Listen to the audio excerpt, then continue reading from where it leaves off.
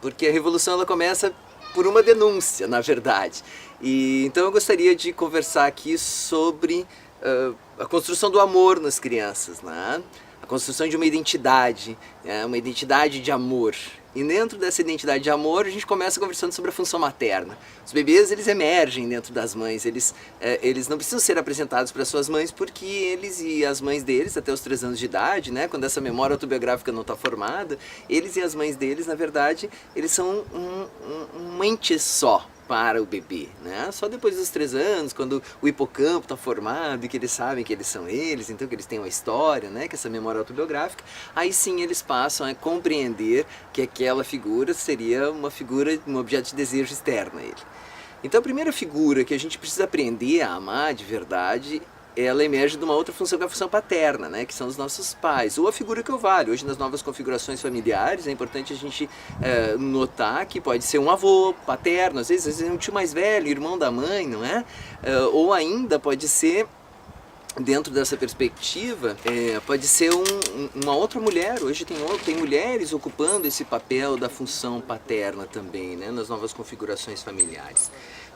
Então, na verdade, essa figura externa, esse primeiro objeto de desejo que nós temos, né, de essa necessidade de internalizar, então a ideia, porque o amor, segundo Spinoza, é isso, é uma ideia de algo que nos faz feliz, que nós internalizamos, não é? Esse objeto de desejo. Então isso é amor. Se nos fizesse triste, seria ódio, não é?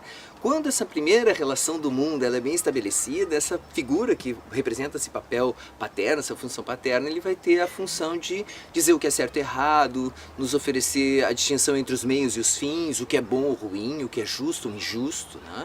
Em Freud a gente vai chamar isso da mão severa do grande outro, não é verdade? Da tradição, da cultura. Hoje existe uma sistemática humilhação da função dessa figura paterna, né? Esse primeiro ente que nós aprendemos a internalizar, e isso fragiliza bastante várias instâncias das nossas vidas. Então, se você for pensar no Peppa Pig, né? Papai Bobinho, ou ainda no Incrível Mundo de Gumball, sugiro que vocês vejam, assistam o episódio A Meia do Incrível Mundo de Gumball, que você vai ver tanto a humilhação da função do pai, quanto ainda a humilhação da função do professor, educador, educador. Então o fato é que as crianças, depois que elas saem do útero da família, a primeira figura que é apresentada para essas crianças fora do útero da família é o educador, educadora. É o professor e a professora. É dentro da escola que nós vamos receber, então, vamos aprender a internalizar esse novo objeto de desejo, que é aquela função do educador e educadora. Então, quanto mais saudável for essa internalização desses papéis, ou seja, da função paterna, ou ainda da função do educador e educadora, mais saudável vai ser a vida das crianças e adolescentes e dos adultos depois disso. Quer dizer, todas as outras relações de amor, todas as outras coisas que nós precisamos internalizar enquanto esse objeto de desejo, enquanto amor, elas se tornam facilitadas.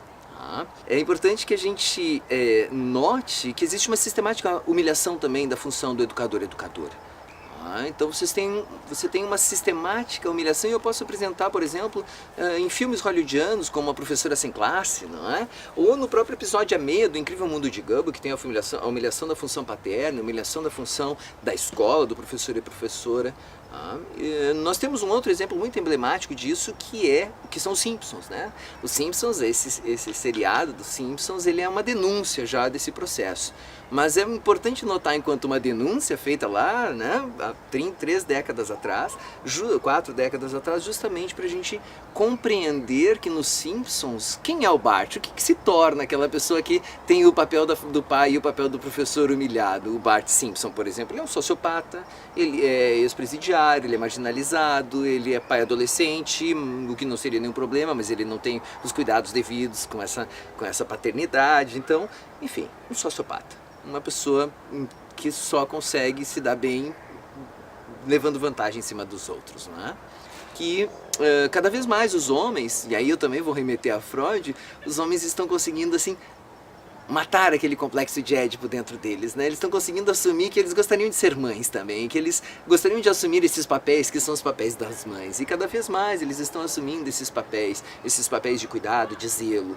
Então, o fato do homem conseguir, né, matar dentro de si esse complexo edipiano e conseguir assumir esse papel, que seria o papel da mãe, né, que é esse papel de amor, facilita com que aquelas primeiras relações elas sejam mais saudáveis, de desejo de internalizar algo que te remete à alegria, né? Que é esse pai, agora mãe também.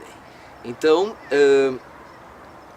eu digo tudo isso e nesse lugar porque a nossa sobrevivência depende muito de nós assumirmos cada vez mais papéis femininos, principalmente diante da exploração dos recursos naturais. Então, um modo mais extrativista, o Maturana gosta de dizer que é uma sociedade matrística, uma sociedade baseada nesse cérebro de mãe, nesse cérebro de mulher, nesse cérebro feminino, não só para as mulheres, mas para qualquer pessoa que queira assumir esse papel maravilhoso que é o de ensinar a internalização da ideia de alguma coisa, que é o amor.